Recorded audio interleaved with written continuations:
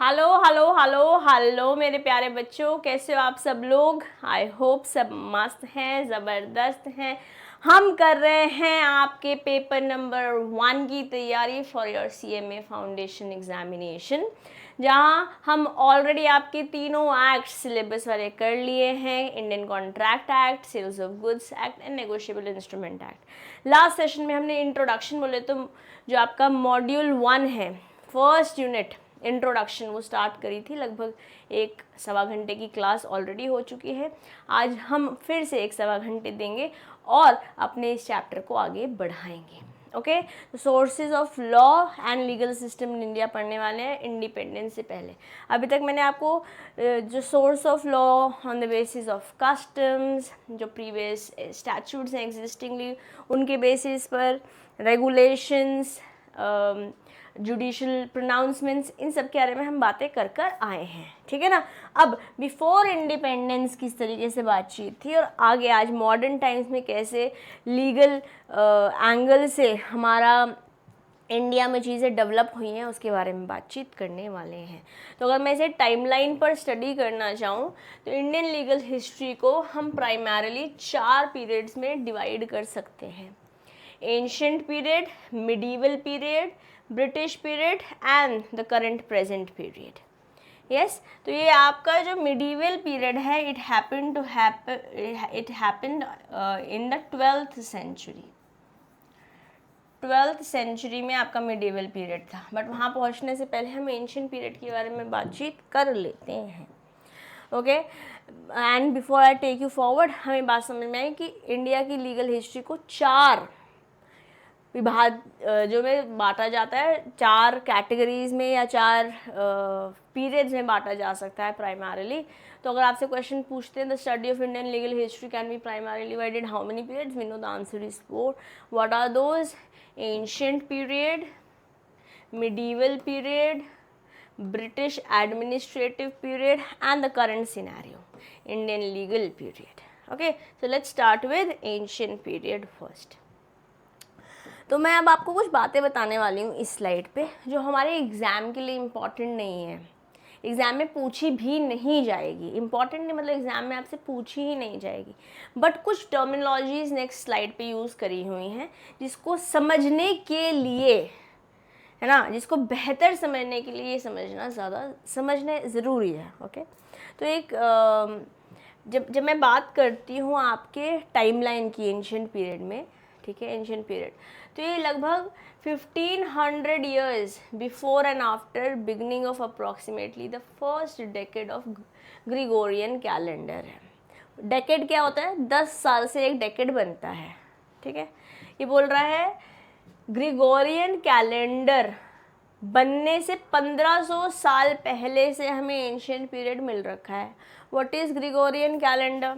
इसको ऐसे समझो जैसे वैसे हमारा कैलेंडर ईयर हम समझते हैं 1 जनवरी से लेकर 31 दिसंबर है, but we being Indians coming from different communities and belonging to different religions and caste, हमारे पास अपने अपने पर्टिकुलर डेज पे ईयर स्टार्ट होता है। जैसे हम विक्रम संवत बोलते हैं, किसी के यहाँ नया साल जो है वो बैसाखी पे शुरू होता है, किसी के यहाँ पहले नवरात्रे के डे शुरू होता है, करेक्ट। तो उसी तरीके से Gregorian calendar is just another calendar that is used in majority of the countries including India। जो आज हम डेट्स के बारे में बात करते हैं, it is all belonging to Gregorian calendar, है ना। तो अगर ग्रिगोरियन कैलेंडर बोले तो it was introduce in 1582 AD। तो BC और AD आपने सुने होंगे। BC is before Christ, AD is anno domino. Okay, purpose क्या है? Fix errors in Julian calendar and better alignment with the seasons. जैसे हमारे पास विक्रम संवत होता है जो ट्रेडिशनल हिंदू कैलेंडर है, जो लगभग 57 BC से यूज़ किया मतलब शुरू हुआ था, and it was for religious and cultural purposes in India. इसी तरीके से ग्रिगोरियन कैलेंडर है अपन के पास। ठीक है, अगर मैं इसे टाइमलाइन पे ड्रॉ करती हूँ तो इसे कुछ इस तरीके से हम ड्रॉ कर सकते हैं।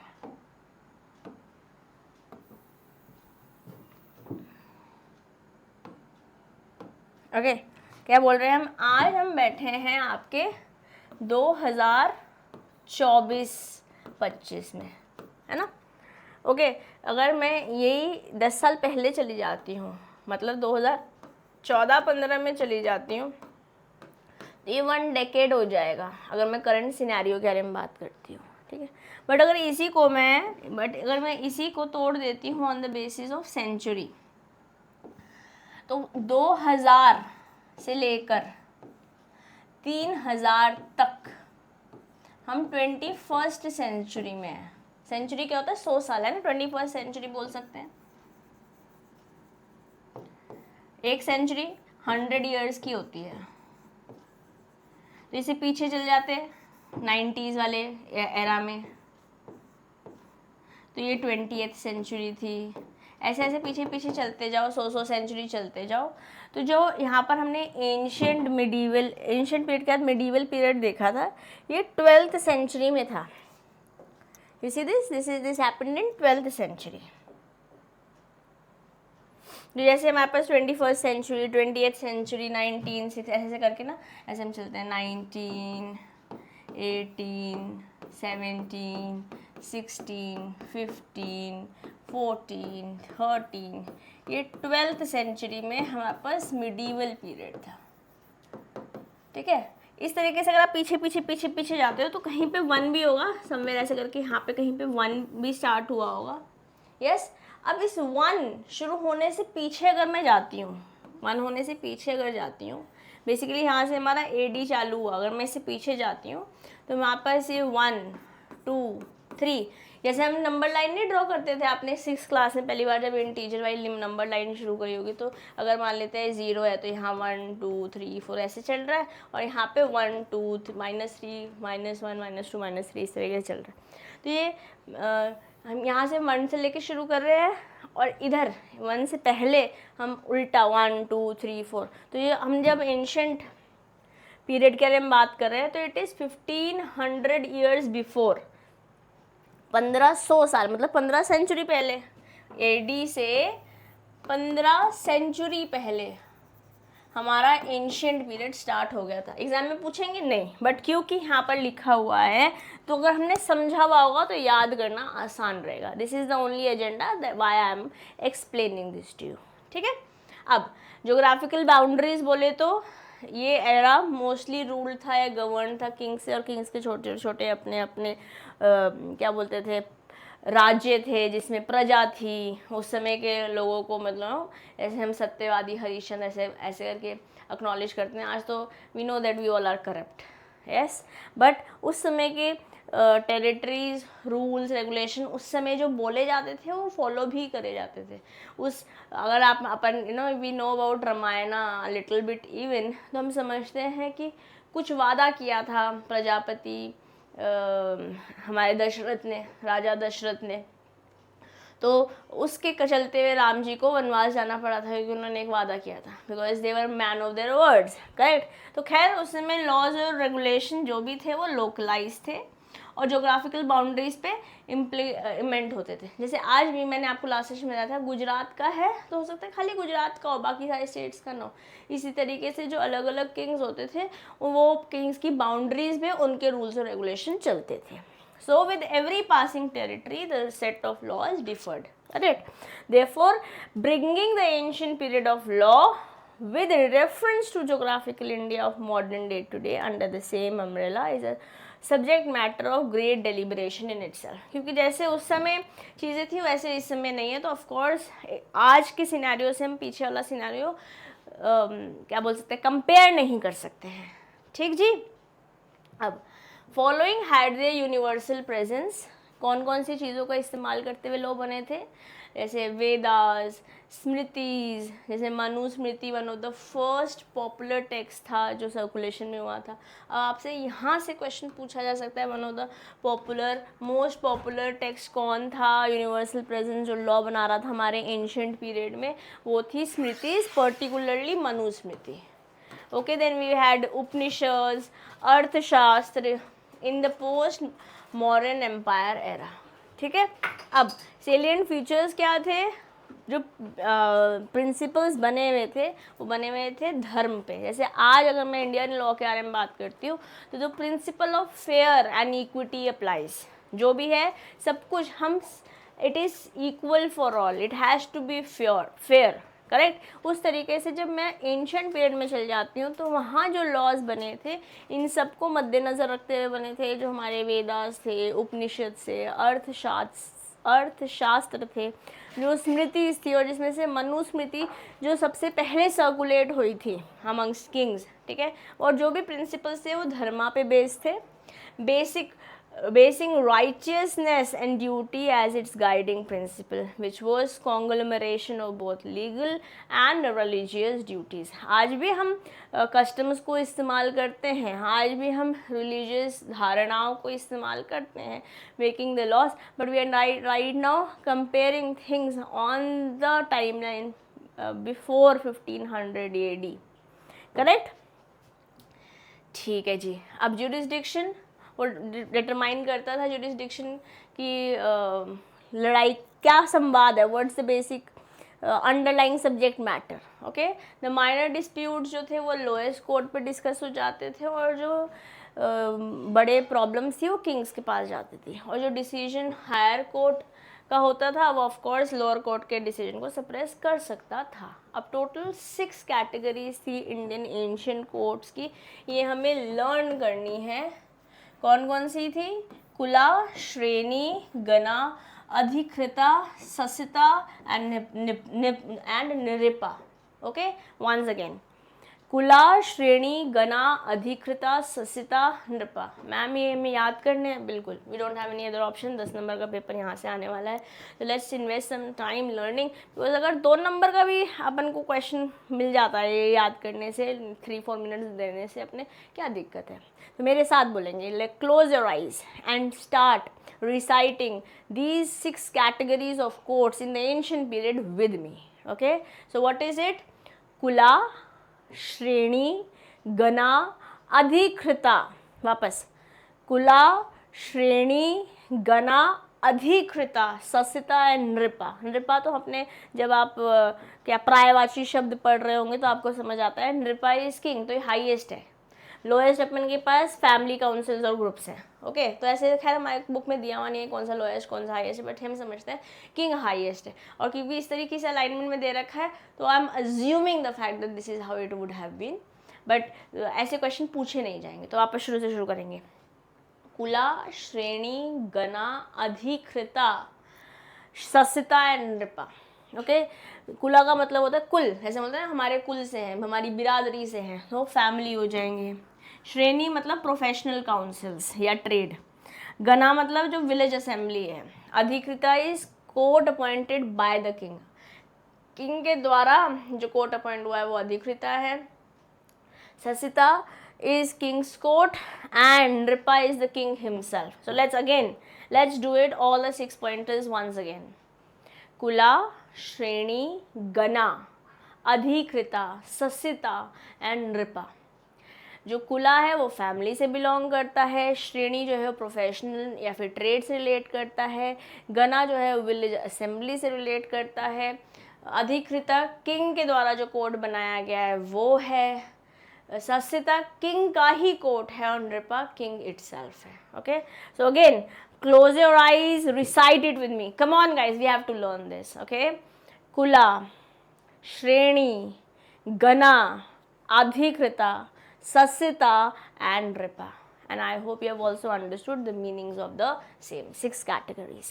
Okay, now बस इतना ही था हमारा ancient period. Okay, now let's go to medieval period, जैसे मैंने आपको टाइमलाइन बना के बताई थी। मान लेते हैं यहाँ से हमारा 1st सेंचुरी शुरू हुआ, 2nd हुआ, ऐसे ऐसे करके हम 12th सेंचुरी पे पहुँचे। यहाँ से 12th सेंचुरी पे मिडीवल पीरियड हुआ। आज हम 21st सेंचुरी में बिलोंग करते हैं। 20th सेंचुरी में एक्चुअली हम क्या नाम है, इंडिपेंडेंट हुए थे, करेक्ट है। और इससे पहले, इससे 15 ईयर्स पहले यहाँ पर कहीं हमारे पास एंशिएंट पीरियड चालू हुआ था। ओके, अब यहाँ से 1 2 3 चलता जा रहा है, यहाँ से हमारा मिडीवल पीरियड चालू हुआ है। Okay, now let's start with medieval period. What medieval period में हमारे पास दो विभाजन है. हमारे पास है दिल्ली सल्तनत एंड मुगल पीरियड. तो खलीवली देखा है ना अपन ने, वहाँ पे थोड़ा बहुत तो समझे हैं अपन, कुछ तो हम जानते हैं. तो दिल्ली सल्तनत की बिगनिंग हुई थी 1192, 12th सेंचुरी में शुरू हुआ था. तो 1192 में हमारा एडी में हमारे मोहम्मद गोरी ने डिफीट किया था पृथ्वीराज चौहान को. ओके, यहाँ से दिल्ली सल्तनत शुरू हुआ था. अब अगर मैं डायनेस्टीज़ के बारे में बात करती हूँ तो यहाँ पे टोटल 1206 से लेकर 1526 तक हमारे पास जो डायनेस्टीज़ थी, starting from slave dynasty, Khalji dynasty, Tughlaq dynasty, Sayyid dynasty, Lodi dynasty. इतनी सारी बातचीत हमारी किताब में हो नहीं रखी है. मेंशन कर रखा है खल्फी का और तुगलक का और स्लेव का मेंशन करा हुआ है. तो it was my duty to explain you. अगर हम समझ रहे हैं मुग़ल एम्पायर को, तो दिल्ली सल्तनत कैसे शुरू हुआ, जब मोहम्मद गोरी ने डिफीट किया पृथ्वीराज चौहान को 1192 में. और 1206 से लेके 1526 तक हमारे पास डायनेस्टीज़ थी, starting from slave dynasty, Khalji dynasty, Tughlaq dynasty, Sayyid dynasty and Lodi dynasty. Okay, तो ये मैंने आपको दिखा दिया खलीबली. हाँ खलीबली खल्फी डायनेस्टी यहाँ पे आपको समझ आ रहा होगा. खैर चलिए, beginning around 12th century, majorly influenced by foreign invasion and the idea of justice and law, they imported along with themselves. सामान लेकर जा रहे थे या देने आ रहे थे, खुद भी यहीं पर रुक गए. ठीक है, ये मुगल्स. तो दिल्ली सल्तनत के बारे में बात करें तो मोहम्मद गोरी ने डिफीट किया था पृथ्वीराज चौहान को. कहाँ? In the second battle of train in 1192 AD. अब आपको समझ में आया क्यों मैंने लास्ट सेशन बोला था कि हिस्ट्री है, कुछ कर नहीं सकते, हमारे सिलेबस में है. मैं भी आपकी ही जितनी बाबा रे क्या पढ़ रहे हैं, therefore I did not started law from here. इसलिए हमने इंडियन कॉन्ट्रैक्ट एक्ट से शुरू किया था. बट सिलेबस में है, 10 नंबर चाहिए हमको भाई, पढ़ना पड़ेगा, छोड़ के नहीं जाएंगे. ठीक है, टाइम हमारे पास पढ़ते हैं. Okay, second battle of train में मोहम्मद गोरी ने पृथ्वीराज चौहान को हराया था 1192 AD में. Qutbuddin Aibak became the first sultan of Delhi belonging to the slave dynasty. All of this data is important. ये डेटा इम्पॉर्टेंट है, ये हमें लर्न करना है. ठीक मेरे प्यारे बच्चों, मिडीवल पीरियड इंडिया में मेजर इन्फ्लुएंस था दिल्ली सल्तनत, जो कि स्लेव डायनेस्टी से लोधी डायनेस्टी तक रही. कौन कौन सी डायनेस्टीज देखी हमने पीछे? Slave dynasty, Khalji dynasty, Tughlaq dynasty, Sayyid dynasty and Lodi dynasty. 1206 से लेके 1526 तक. और 1192 में हमारे पृथ्वीराज चौहान को हराया था मोहम्मद गोरी ने. ठीक, और इस तरीके से चालू हुआ था कहानी. और कुतुबुद्दीन ऐबक ये became the first sultan of Delhi belonging to slave dynasty. Okay, और दिल्ली सल्तनत ने स्लेव डायनेस्टी से लोधी डायनेस्टी तक काम किया. ये तो था दिल्ली सल्तनत. ओके, फिर अपन आगे बढ़ते हैं तो बात करते हैं ज़हीरुद्दीन बाबर. अब आया मुगल पीरियड. पहले दिल्ली सल्तनत चल रहा था मिडीवल पीरियड में. ओके, मुगल आ गए. डिफीटेड इब्राहिम लोधी डायनेस्टी पे ख़त्म हो गया था दिल्ली सल्तनत. स्लेव डायनेस्टी से लेके Lodhi dynasty. Slave dynasty started from 1206, जब कुतुबुद्दीन ऐबक ने पहले बार चालू किया था काम करना, है ना, as a king. He started to have his reign. And in 1526 AD, जब जो कि लोधी डायनेस्टी का समय था, वहाँ पे इब्राहिम लोधी को हराया था बाबर ने, ज़हीरुद्दीन बाबर ने. Okay, which started the rule of Mughal empire in 1707 AD. तो अभी तक कितनी बातें करी हमने? बोला 1500 BC, है ना. यहाँ से अगर हम पीछे जा रहे हैं, मान लेते हैं 1st सेंचुरी से पीछे जा रहे हैं, यहाँ से हमने चालू किया था आपका एंशिएंट पीरियड. अब यहाँ पे हम 1 से चालू हुए थे, 2, 3 ऐसे ऐसे करके 12 पहुँचे। 12th सेंचुरी में हमारा मिडीवल पीरियड चालू हुआ। मिडीवल पीरियड को हमने दो में बांटा, एक है दिल्ली सल्तनत और एक है हमारे पास Mughal empire.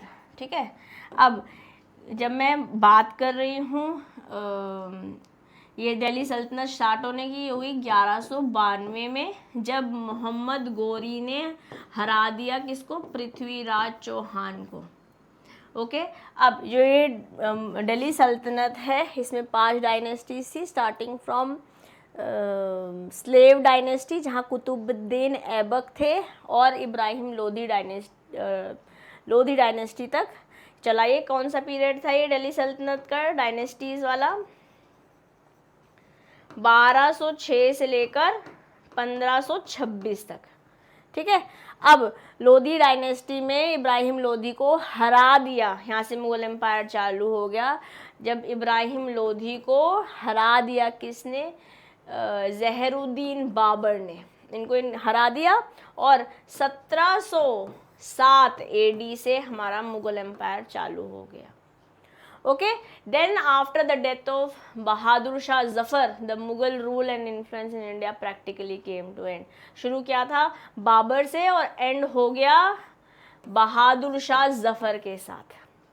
Okay, during the Sultanate period there were several courts of justice related to different branches of law, जैसे कि दीवानी मजलिम deals with disputes concerning with the administration और bureaucracy। अब यहाँ से एग्जाम में आपसे क्वेश्चन पूछा जा सकता है क्योंकि किताब में दिया हुआ है, मैंने नहीं लिखा है, ये आपकी बुक में दिया हुआ है, इस वजह से आपके लिए ये बन जा रहा है इम्पॉर्टेंट। तो अगर मैं एक समरी दूँ आपको, तो हमने क्या क्या पढ़ा, हमने पहले एंशिएंट पीरियड के बारे में पढ़ा।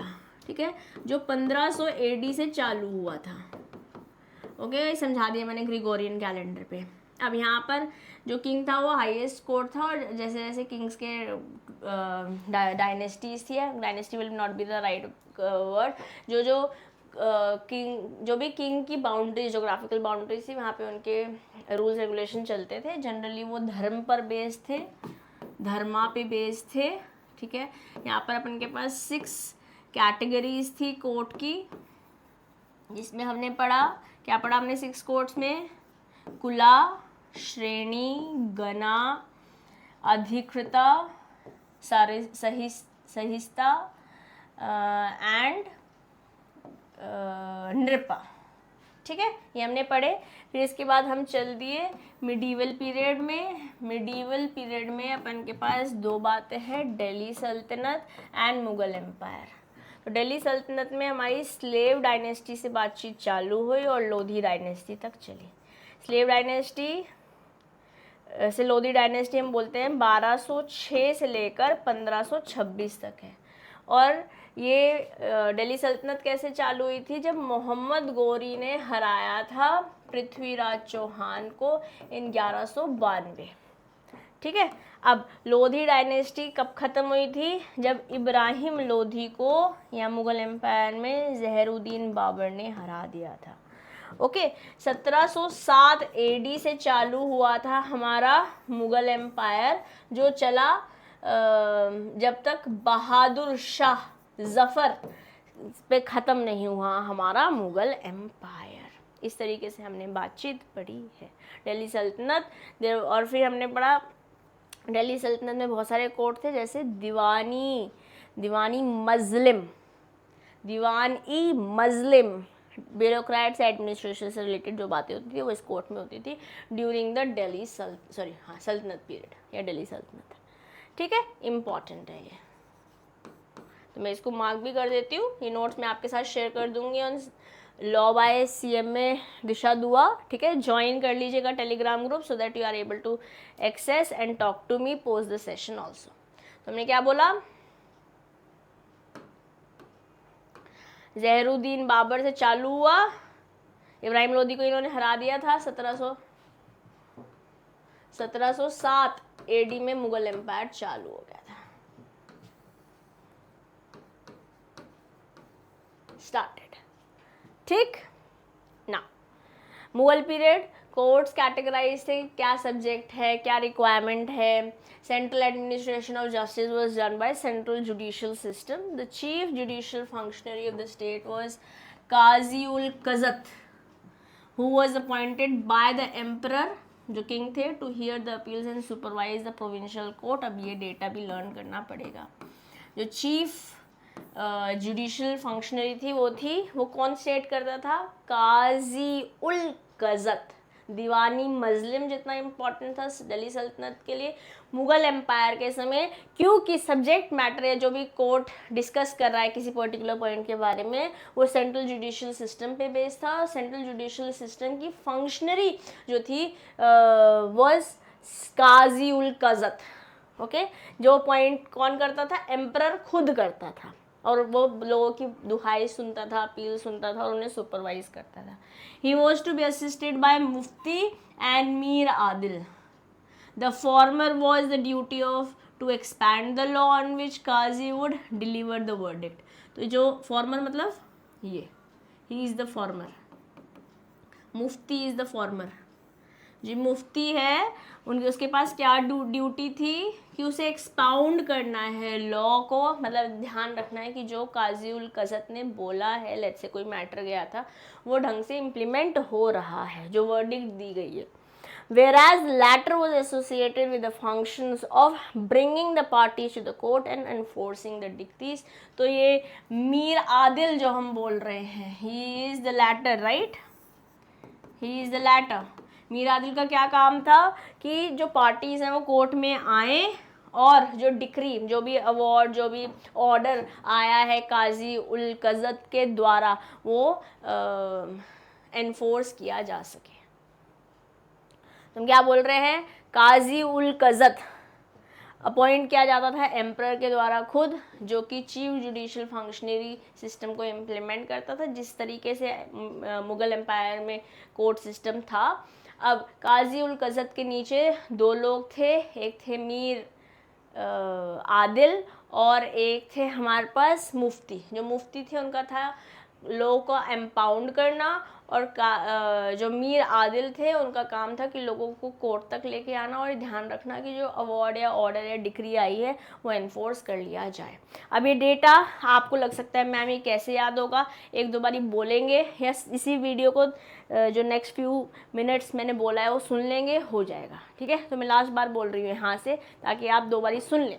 क्या बोल रहे हैं हम जब हम मुग़ल एम्पायर पहुंच चुके हैं, यहाँ पर जो कोर्ट सिस्टम था वो था चीफ जुडिशियल सिस्टम, और चीफ जुडिशियल सिस्टम की फंक्शनरी थी अंडर काजी उल कज़त, और ये काजी उल कज़त एम्परर ही अपॉइंट करते थे.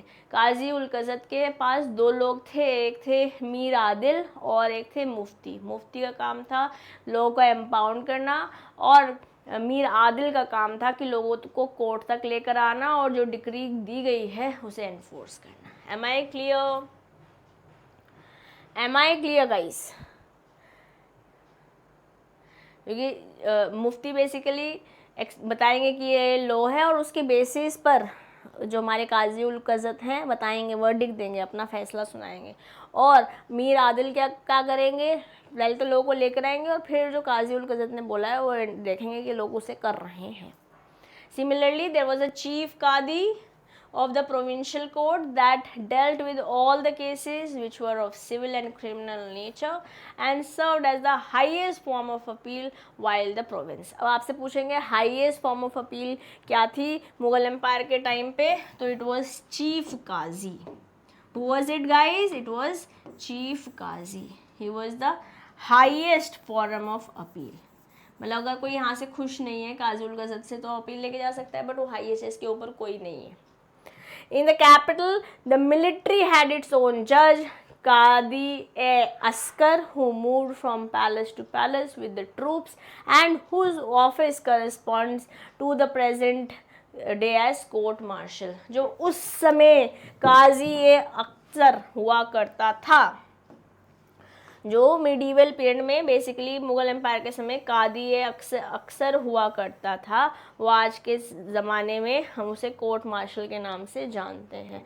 तो कैपिटल ऑफ इंडिया में जो मुगल एम्पायर की सल्तनत थी, वहाँ पर जो मिलिट्री से रिलेट करता हुआ, मिलिट्री का अपना ही जज हुआ करता था जिसे हम कादी अक्सर बोलते थे। जो आज के अगर एरा में मैं बात करना चाहूँ, उस कादी ए अक्सर को हम बोलेंगे as court martial. It is not Qazi, काजी हम ऊपर बात कर चुके हैं, ठीक है। इट वॉज काजी उल कज़त, ठीक है, जिसमें चीफ काजी भी हुआ करते थे जो कि हाईएस्ट अपील करने वाले थे, काजी उल कज़त, और ये कादी थे, चीफ कादी। इसी तरीके से हमारे पास मिलिट्री के अपने कादी अक्सर है, यहाँ दोनों नीचे दोनों कादी है, ऊपर काजी है। काजी उल कज़त जो थे हमारे कौन थे, सेंट्रल जुडिशल सिस्टम थे, ठीक है। उनके अंदर हमारे पास थे मीर आदिल और मुफ्ती जी, दोनों का काम मैंने आपको कहाँ बता दिया। फिर हाईएस्ट अपील किसके पास जा सकती थी, चीफ कादी के पास, ओके। बट जो मिलिट्री के अपने खुद के जज हुआ करते थे, उसे हम बोलते हैं कादी ए अक्सर। अक्सर ख्यालों में तुम आते हो, तुम आती हो, वो वाले अक्सर, कादी ए अक्सर, ठीक है। जो उस समय कादी अक्सर वो करते थे, आज अगर मैं उसको प्रेजेंट करेस्पॉन्डेंस ऑफ ऑफिस बोलूँ तो it is court martial. Am I clear guys? Quite important and we will have to spend time है, हमारे पास ऑप्शन नहीं है, आप इसे छोड़ के नहीं जा सकते हैं, ओके। और जब कैसे ख़त्म हुआ मुगल एम्पायर? मुगल एम्पायर जब हुआ, जब हमारे पास अजीम और शान शहनशाह ख़त्म हो गए, हमारे ब्रिटिशर्स आ गए, है ना, यूरोपियन पावर्स आ गई in the sub continent, introduction of modern legal system took place. ये आपस में लड़ते रहते थे, इनके पास कोई कहानी नहीं थी। अब आ गया Britishers. Give me a moment.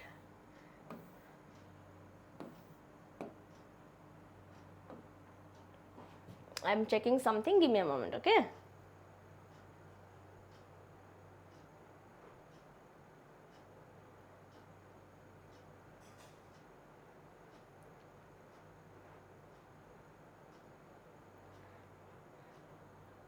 I think मैंने यहाँ पे 1707 में शुरू करना बोला था, है ना। That is not practically possible क्योंकि 1206 से लेके 1526 था, तो यहाँ से 1526 से मुगल एम्पायर चालू हुआ ना, जो 1707 तक चला till.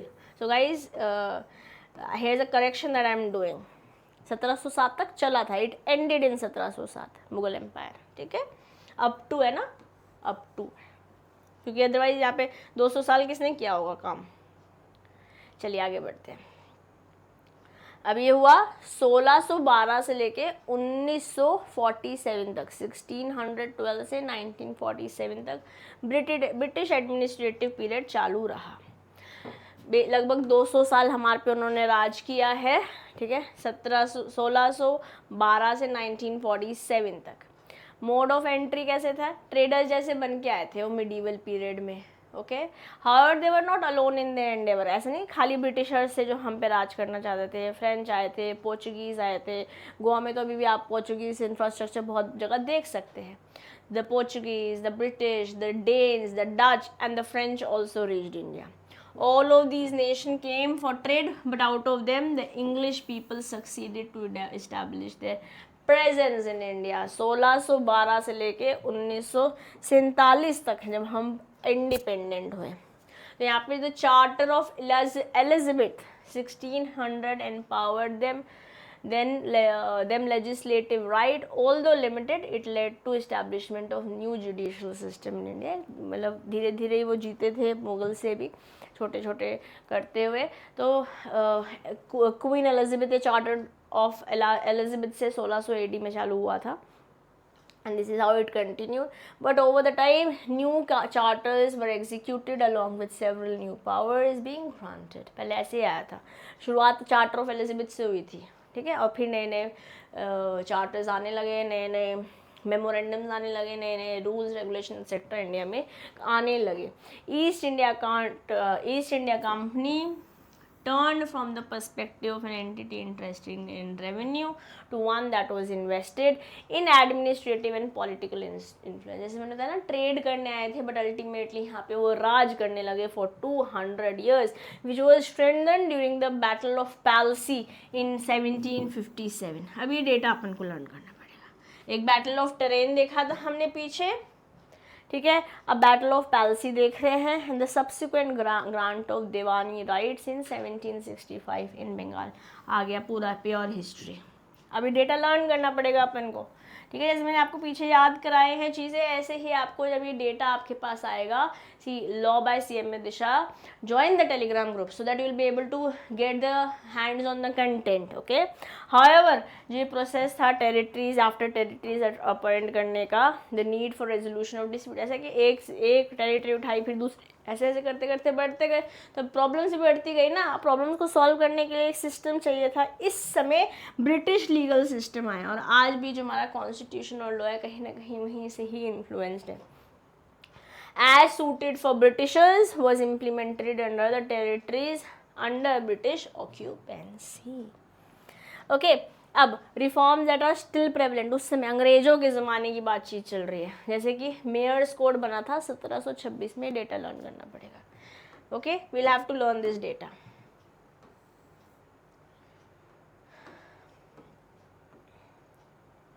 Warren Hastings with the judicial plan of 1772, जिसको आज हम अदालत सिस्टम के नाम से बोलते हैं. तो अदालत सिस्टम कौन लेके आया था? Warren Hastings. Okay, it is an important name for us to remember. फिर हमारे पास हाई कोर्ट्स बने थे.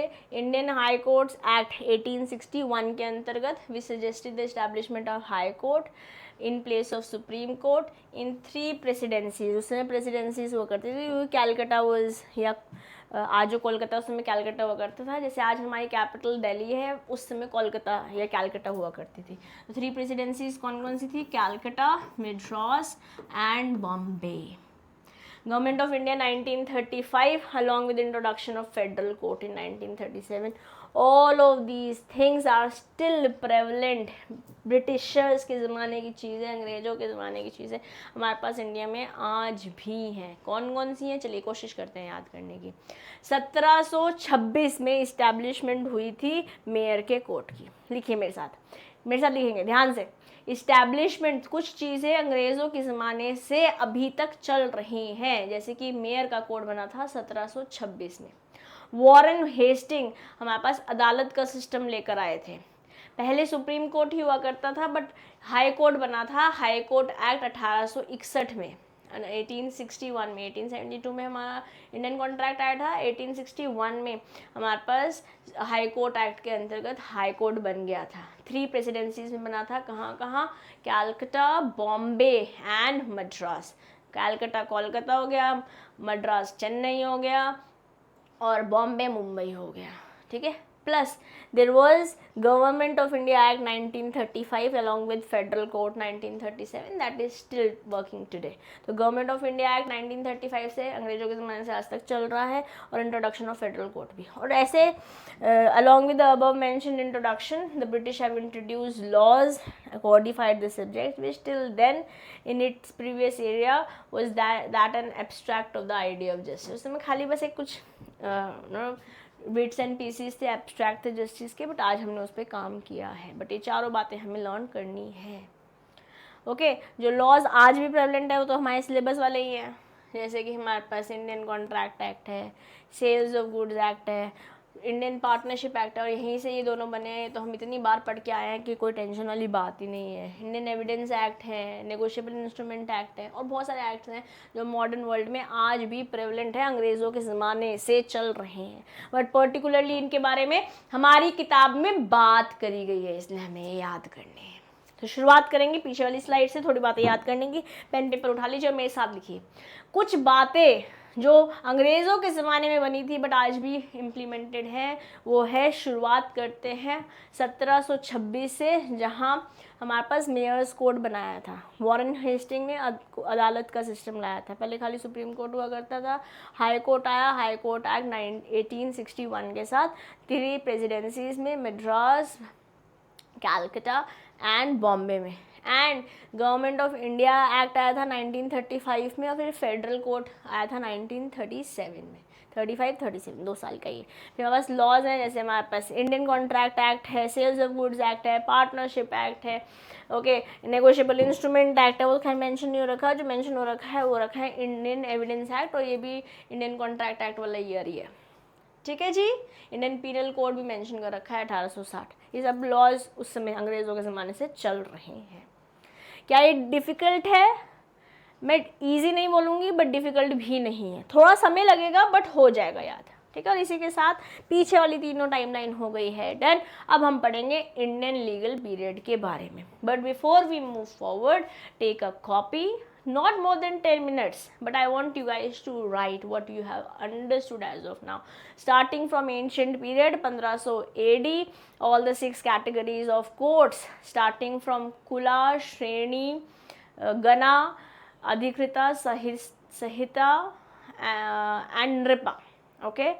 Then moving forward to Mughal Empire, not exactly Mughal Empire, medieval period, Delhi Sultanate, 1192 में मोहम्मद गौरी ने पृथ्वीराज चौहान को हराया था, और हमारे पास दिल्ली सल्तनत चालू हुई थी स्लेव डायनेस्टी से लेकर लोधी डायनेस्टी तक। और लोधी डायनेस्टी में इब्राहिम लोधी को हरा दिया था हमारे बाबर ने, ज़ैनुद्दीन बाबर ने, और 1707 AD तक मुगल एम्पायर चला था, जो कहाँ तक चला था? बहादुर शाह जफ़र तक, ठीक है। फिर हमारे पास ब्रिटिश पीरियड आया, ब्रिटिश पीरियड 12th से चालू हुआ, 12th सेंचुरी से, मिडिवल पीरियड 12th सेंचुरी से चालू हुआ था।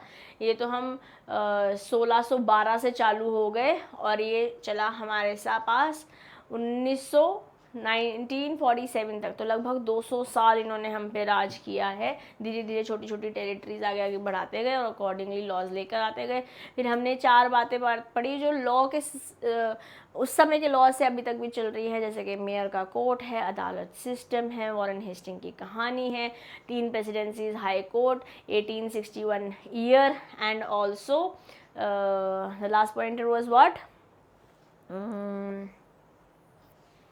Government act 1935 and federal code 1937, okay. और लॉज तो हमने देखे ही हैं, जहाँ पे इंडियन पीनल कोड 1860, और बाकी जो हमारे तीनों 2 मतलब रेफरेंस भी दिया मैंने पार्टनरशिप का, तो but Indian contract act, sales of goods act, and the last one evidence act 1872 वाला ही, ठीक है। यहाँ तक I hope you are able to create a picture in your head, और ये इसको एक बार लिख लो, अपने लैंग्वेज में लिख लो, ठीक है। मैं ये नहीं बोल रही हूँ क्योंकि हमारा पेपर ऑब्जेक्टिव है, सब्जेक्टिव का नहीं, बहुत बातें लिखनी तो है नहीं अपन ने, but I want you guys to write. Am I clear?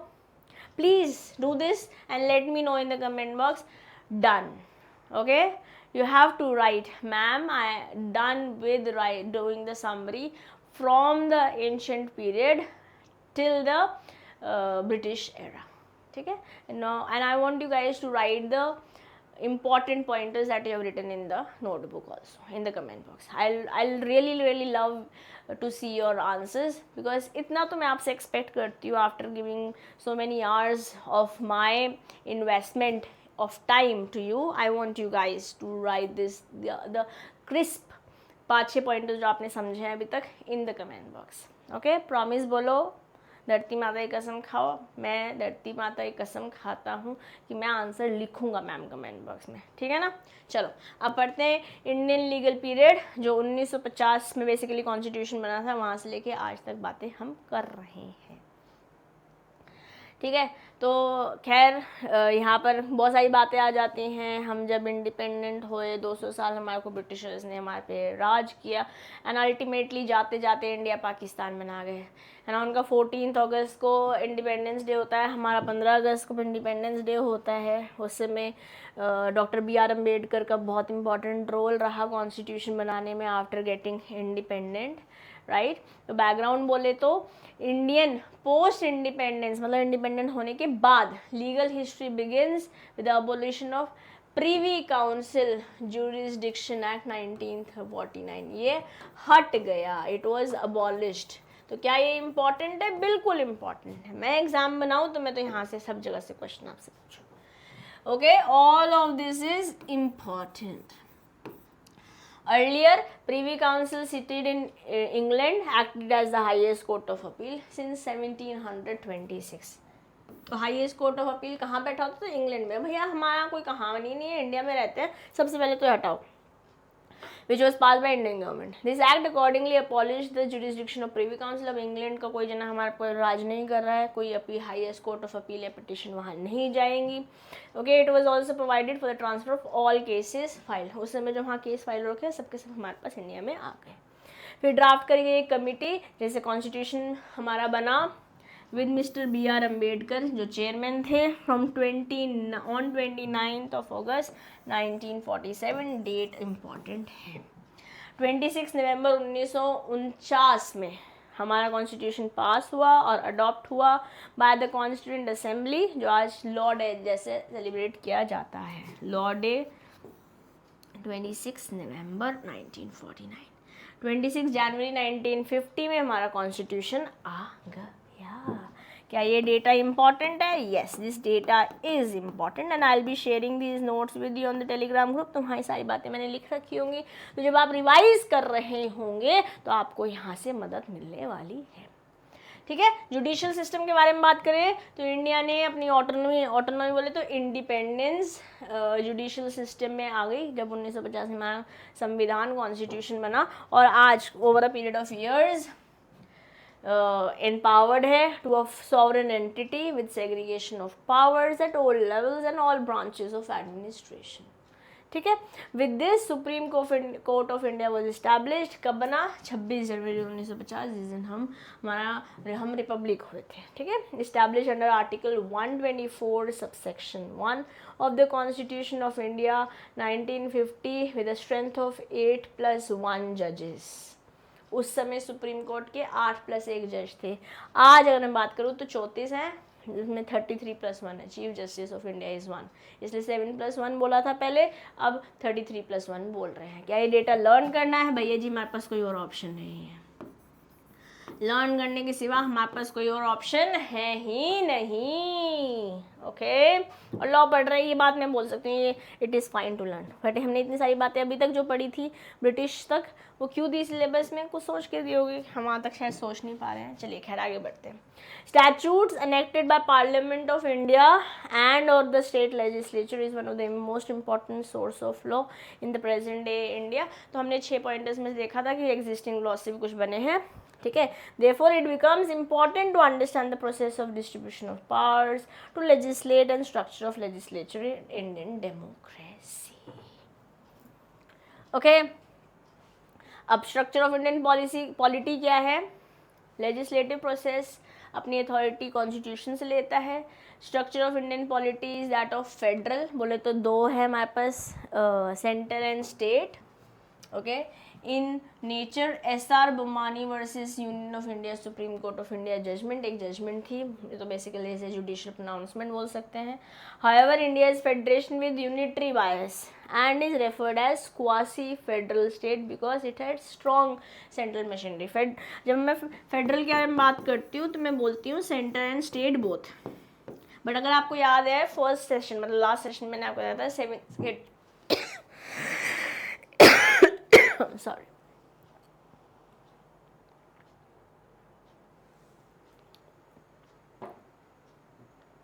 7th schedule में कुछ बातें बताई थी यूनियन, कुछ बातें बताई थी स्टेट और कुछ बातें बताई थी कॉन्करेंट. वैसे तो स्टेट और सेंटर दोनों मिलकर बनाए थे, बट सेंटर का अपर हैंड है. तो हम बोल रहे हैं फेडरेशन है बट क्वासी फेडरेशन है, पूरे नहीं है, क्योंकि कहीं ना कहीं centre will always be stronger.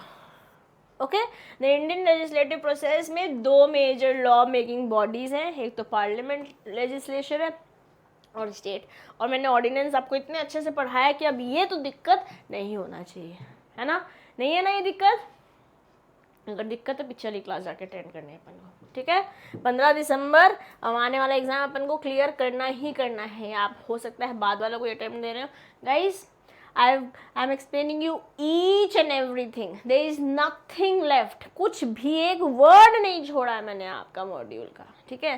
तो you are in the best of hands, just work in the best possible manner. अपना इनपुट दो, यू विल बी सॉर्टेड. ठीक है. चलिए अब बात करते हैं when was constitution of India pass by the constituent assembly. 26 जनवरी 1950, 26 नवंबर 1949, ये तो लॉ डे है। 25 नवंबर की 15 अगस्त, ये दोनों तो ऑफ कोर्स नहीं है। इन दोनों में आप अगर कंफ्यूज होते हैं तो ये बात ध्यान रखिए कि हम जब इसके बारे में बात करें, this is the law day, और जिस दिन हम रिपब्लिक हुए थे वो ये है। अब आपसे पूछ रहा है constitution of India constituent assembly से कब निकला था, ये लॉ डे वाले दिन ही निकला था। ठीक, अब what kind of structure does Indian constitution have, it has federal. वैसे तो यूनिटरी बायस है बट सिस्टम फेडरल है, जहाँ सेंटर और स्टेट दोनों हैं। ठीक है, now mention the number of supreme court justice currently in India, 33 + 1। तो व्हाट्स द आंसर? और जब चालू हुए थे तब क्या था, जब स्टार्ट हुआ था सुप्रीम कोर्ट बना था 1950 में, उस समय 7 + 1 हुआ करता था, तो टोटल 8 था, आज 34 है। ठीक, अब Parliament of India and state legislature, shall we do this right now or should we cover it in the next session? Let me just quickly see, we can do it right now. चलो थोड़ा सा पढ़ लेते हैं, अभी हमारे पास time है, आगे बढ़ते हैं। Parliament of India and state legislature, अगर मैं अब हमारे पास कुछ बातें ना याद करने वाली है, लेकिन मैं देखती हूँ कितना याद करने वाला है। अगर थोड़ा ही है तो इसे कर लेते हैं, ठीक है, थोड़ा सा ये करते हैं। चलिए, यहाँ पे हम आर्टिकल 79 के बारे में बात करते हैं। Article 79 of constitution of India क्या बोलती है? That the parliament of union which shall consist of, union centre के सेंटर पे कौन कौन होगा, एक तो प्रेसिडेंट होंगे और 2 हाउसेज होंगे। 2 हाउसेज कौन से हैं? राज्यसभा जिसको हम काउंसिल ऑफ स्टेट बोलते हैं, एंड लोकसभा जिसे हाउस ऑफ पीपल बोलते हैं। ये दोनों वर्ड्स मोस्ट इंपॉर्टेंट है। क्या बोल रहे हैं हम? आप मुझे कमेंट बॉक्स में बताएंगे कि हाउस ऑफ पीपल हम किसको बोलते हैं। प्रेसिडेंट के साथ दो हाउसेस इंपॉर्टेंट है, एक तो है हाउस ऑफ पीपल और एक है council of state. Council of state किसे बोलते हैं और हाउस ऑफ पीपल किसे बोलते हैं, ये आप मुझे कमेंट बॉक्स में लिखकर बताने वाले हैं। Guys, this is what you will have to do, okay, promise. चलिए, ये अब हमारा आर्टिकल 79 बोल रहा है। फिर हमारे पास है आर्टिकल 168। ये क्या बोलता है? Constitution of legislature in state, for every state there shall be legislature which shall consist of the governor and 1 house, जो कि लेजिस्लेटिव असेंबली। तो जो सेंटर वाली बात है, यूनियन वाली बात है, वो आर्टिकल 70 किस में बताया? 76 में बताया हुआ है, नहीं सॉरी 79 में बताया हुआ है, ओके। और जो स्टेट वाला लेजिस्लेचर है, जहाँ गवर्नर और 1 हाउस होगा जो कि लेजिस्लेटिव असेंबली है, वो होगा 168 में। 2 आर्टिकल्स हैं अपन के पास, एक है आर्टिकल 79 जो सेंटर में प्रेसिडेंट और लोकसभा राज्यसभा बता रहा है, और आर्टिकल 168 है जो स्टेट के लिए, जहाँ पे एक गवर्नर है और एक हाउस है जो हम लेजिस्लेटिव असेंबली बोल रहे हैं। इन सम स्टेट्स कहीं पे 2 हाउसेज भी हैं, जो आर्टिकल 168 सबसेक्शन 2 बता रहा है, जहाँ पर 2 हाउसेज कौन है? एक तो लेजिस्लेटिव असेंबली है, एक तो लेजिस्लेटिव असेंबली ही है, और एक है लेजिस्लेटिव काउंसिल। ठीक है, लेजिस्लेटिव बॉडीज़ क्या है? एक है सेंट्रल लेवल पे पार्लियामेंट है, स्टेट लेवल पे लेजिस्लेटिव असेंबली है। All of these legislative bodies derive its power to frame the law from Article 245 of Constitution of India. तो कैसे इनके पास पावर कैसे आई कि ये लॉ बना सकते हैं, लॉ मेकिंग बॉडीज बन सकते हैं? ये मिला आर्टिकल 245 से इनको पावर। तो मैं कुछ आर्टिकल्स बोल रही हूँ, ये मेरे साथ ध्यान से अपने दिल के अंदर, अपने दिमाग के अंदर उतारने की कोशिश करेंगे। आर्टिकल 79 में सेंटर की बातें हो रखी हैं, जहाँ प्रेसिडेंट और 2 हाउसेज हैं। दोनों हाउसेज के मैंने नाम पूछे हैं आपसे, वो आप में से कमेंट बॉक्स में बताने वाले हैं। फिर आर्टिकल 168 है, जहाँ पर स्टेट के बारे में बात कर रखी है और गवर्नर और लेजिस्लेटिव असेंबली। बट कहीं कहीं स्टेट में 2 हाउसेज भी हैं, ठीक है, एक है असेंबली लेजिस्लेटिव और एक है लेजिस्लेटिव काउंसिल। ये बताया है 168 सबसेक्शन 2 के अंदर। और जो ये पावर्स बना रही हैं ये बॉडी, ये पावर मिली है through article 245 of constitution of India. ठीक है, तो article of constitution of India that empowers legislature to make laws is article 245। Legislature empower कर रहा है, इट इज आर्टिकल 245।